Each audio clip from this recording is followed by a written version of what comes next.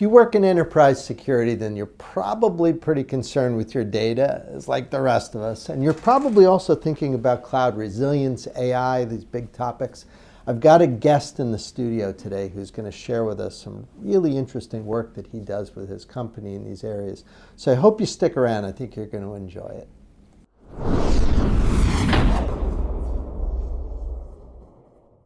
Hi, this is Ed Amoroso from TAG. I want to welcome you to our discussion today. I have a friend of mine, a colleague that I've worked with for many years, Bob Lamb, runs a very cool company called ShardSecure. We're going to talk about resilience and data, and we're even going to start with AI, which I think you're going to find interesting. So I hope you stick around for my discussion here with Bob. Bob, welcome. How are you doing? Good, doing great. It's good to see you, Ed. Glad to have you here in the studio in New York. Thank you. Hey, before we get into it, because I've got a whole bunch of questions for you, tell us a little bit about ShardSecure. There's probably some people listening who want to learn a little bit about the company. Yeah, sure. So we have been around for a little bit over 4.5 years. And our mission is to, as you said, secure the data. But specifically, data security, privacy, and resilience. When you think about it, right, hundreds of billions, couple hundred billions now being spent in cybersecurity each year. But we still run into the same problem, right? But what if you can make the data immutable? What if you're not worried about the cyber criminals trying to hold you hostage for your data? What if you don't have to pay the ransom? And we have this big dream, right, 4 or 5 years ago, and especially the cloud, right? As the data moving to the cloud, you really need to have a new defense system to secure the data, which we all know is the new oil. That's the mission for the company when we started 4 or 5 years ago. And I think we came a long way. It took a couple of years to really build a platform that's ready to be sold to mid to large enterprises.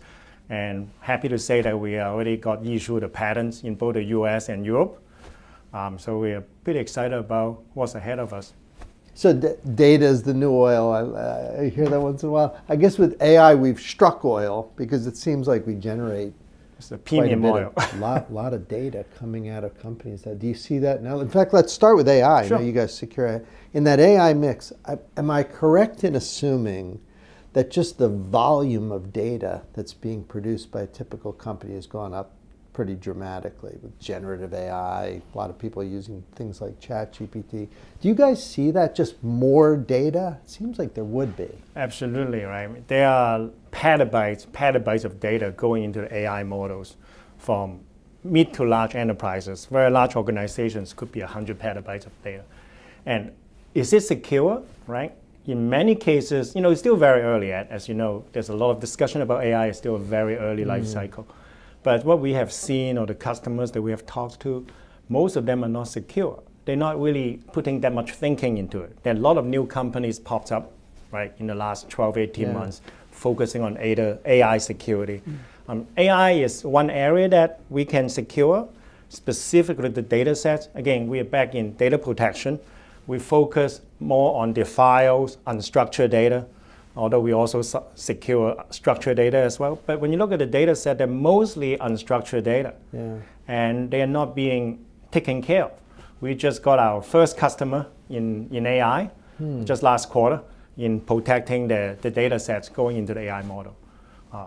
We see we're not going to be the only vendor doing that, but we see there's a significant demand and need to secure the data sets. That's so for the companies. interesting. Did you find that your platform just applies directly to these big data kind of components in AI, or did you have to make some changes? I'm curious, how hard was it to adjust? It really wasn't that difficult, honestly, for us, right?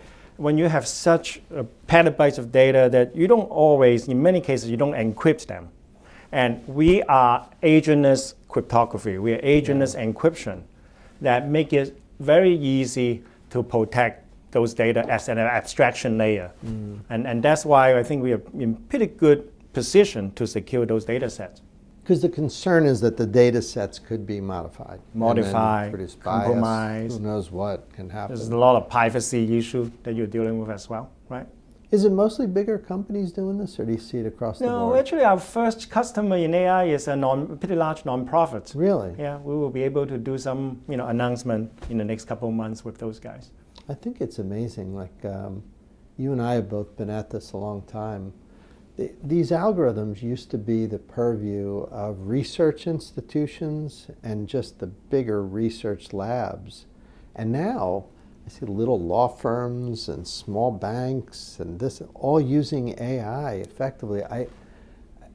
I think it's exciting. I mean, I worry that it could lead to some pretty significant compromise because there may not be a lot of institutional understanding of cyber risk when you're dealing with data at that volume. But I would imagine you'd probably be dealing with maybe smaller companies at some point. Yeah, I mean, I think it's inevitable. Yeah. There's going to be some pretty serious data breach because of AI, right? You mentioned, mid-sized banks, law firms for sure, but definitely the largest banks, right? We're in discussion with them. They have tens, hundreds of petabytes of data that go into the AI model. How about the government agencies, right? The government's using AI. I think I read something pretty recently that the government actually leveraging a lot of the data in the AI, right? So I think that's an area that someone like yourself can take some leadership position to try to figure out, working with the vendors like us, and how can we create a framework, right, to secure those data. I would agree. So AI is a big piece of it. Let's talk about cloud. So sure. I would imagine everybody right now is to some degree multi-cloud. I doubt that you've ever run into any non-trivial organization that's not dealing with multiple clouds. Is that a big piece of what you guys do as you're protecting data, as you're sort of breaking it up and encrypting and doing the different things that you do? Is it almost always across a very complex multi-cloud kind of a hybrid infrastructure? Is that the norm? That's the norm for our customer base. When ShardSecure is being brought into projects, is when they are in the process of moving from 100% on-prem to some kind of cloud. It can be single cloud or in most cases multi-cloud environments. When we shard and micro-shard the data, not only we protect it. I mean, if you know sharding very well. Inherently, you add data resilience. When you look at what we do, sharding is basically a RAID 5 in the cloud. We can add cloud resilience to the data, especially in a multi-cloud environment. Let's say if you have one single cloud, you just use AWS, you get built-in resilience. They usually do a very good job doing that. But if you have AWS and Azure or AWS and Google, then immediately you're going to need someone like ShardSecure or another vendor to help provide with the resilience of the data. What if there's an outage in AWS, North Virginia, right, data center? We can help them bring the data back in real time, that's the keyword, from another storage location, from Azure or from on-prem. I think that is when we're seeing more and more customer, calling us or approaching us, hey, we are in the process of moving to the cloud, or we're moving from one cloud, AWS only, to AWS and GCP or AWS and Azure, then we should talk together. We should see how we can use ShardSecure software to improve the resilience of the data. Hybrid implies premise as well, right? That's exactly right. Data centers. I would imagine that must be a component of, like if you're dealing with a large bank, usually they'd be in some weird state of taking their data centers and kind of bleeding things into cloud, but also maintaining legacy. Is that part of the equation? Oh, yeah. Like figuring out how to do it? If you're a bank or mid to large banks, you have a lot more data, sensitive data in on-prem today than in the cloud. I think majority of them, even for like a mid-sized bank, let's say 50 billion in assets, they still very much on-prem and they're just looking at the cloud or moving some workloads and data to the cloud. So it has to be, I think in the foreseeable future, it's going to be a hybrid for mid to large banks. Do CISOs like in places like big banks, do they tend to trust the cloud right now? Is that something that they're becoming more comfortable with? Getting there, but not 100% for sure, right? I mean, I think they still have a lot of hesitance in terms of moving to the cloud. They have less control. Yeah. Is that the issue? Well, I mean, I give you an example. We talked to one CISO, like a mid-sized bank, not long ago, and they were like, they asked one of the major cloud providers, hey, we're going to put a lot of sensitive data in your infrastructure. Tell me what you have in addition to encryption. We're going to encrypt it, no problem. Can we have an additional layer of security? And they didn't get an answer. And then that's why we are working with them now, because we provide the additional layer of protection that they need in order to have those sensitive data in the cloud provider. It must be a big use case for you, companies that need to do cloud for economics, want to make use of the baseline security features, but to take it to the next level, they need a partner. Is that, in a sense, that would be the business case, I would imagine, for you guys? Yeah, I mean, It's a good one. It's a good one. It does take time, That right? scales. We all about security is still about defense in depth. Right. Different layers of security. Yeah. I mean, the challenge as a young company, we've been around less than 5 years, is to kind of wait for the timeline when the banks are really moving to the cloud, moving data to the cloud, moving data to the cloud storage, right? AWS S3, Azure Block. That's when we get a very good amount of business from those companies. And not just the banks, right? Healthcare. We're working with a pharma, like a biotech company.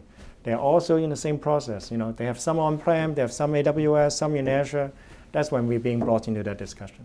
With companies getting nailed with ransomware, how important is the immutability part of the data equation? Because that's a big chunk of your approach, where you provide not only resilience in cloud, but resilience at the data level. How does that work, and how important is that? Yeah, thanks for asking that. It's absolutely important. I mean, today, right, you hear about from the backup vendors. They're doing great. We like them. We partner with them. Right. But for them, they can provide some immutability of the data, but you have to wait for hours for you to recover the data from backup, and sometimes a couple of days, right, if you're large organizations. And what we can do is to help the customers.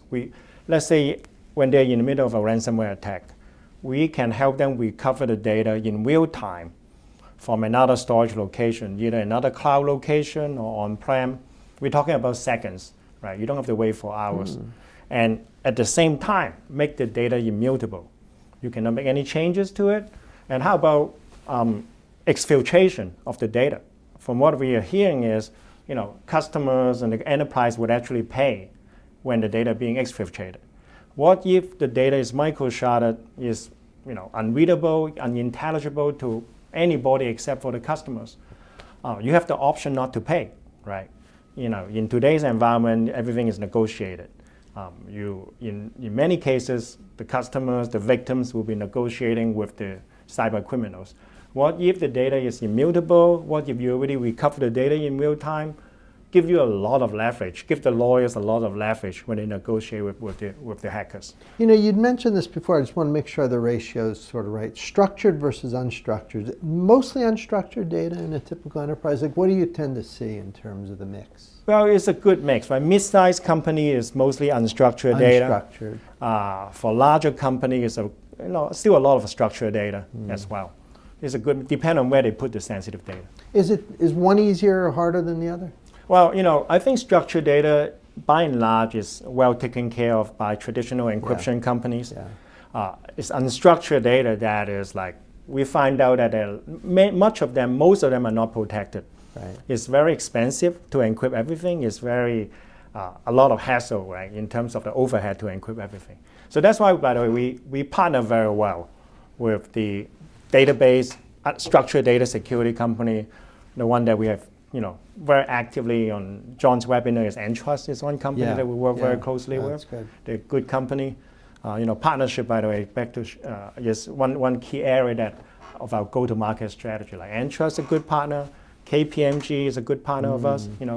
Our software is being bundled into the cyber consulting service of KPMG. They also happen to be a strategic investor of ShardSecure.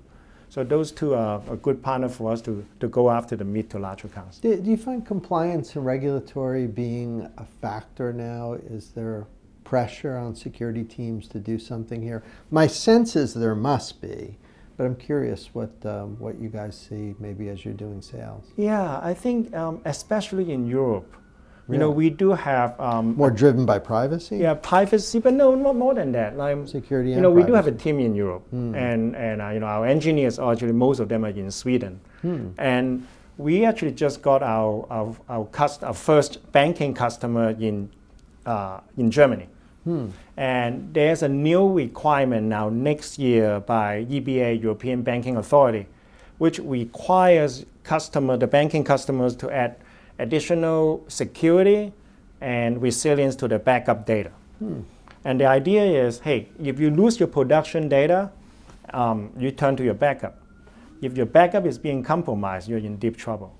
So there will be regulation next year in Europe, starting in Germany, that will be requiring additional protection for the backup data. So for us, it's great. We had the layer that we discussed earlier. So people watching, immutability of my unstructured data in multi-cloud. It can include my AI training data. It can include critical sensitive data. Helps me with both security, privacy, compliance. Do I have that right? Yeah, pretty much. Oh my gosh, you must be selling barrels of these things. We're trying.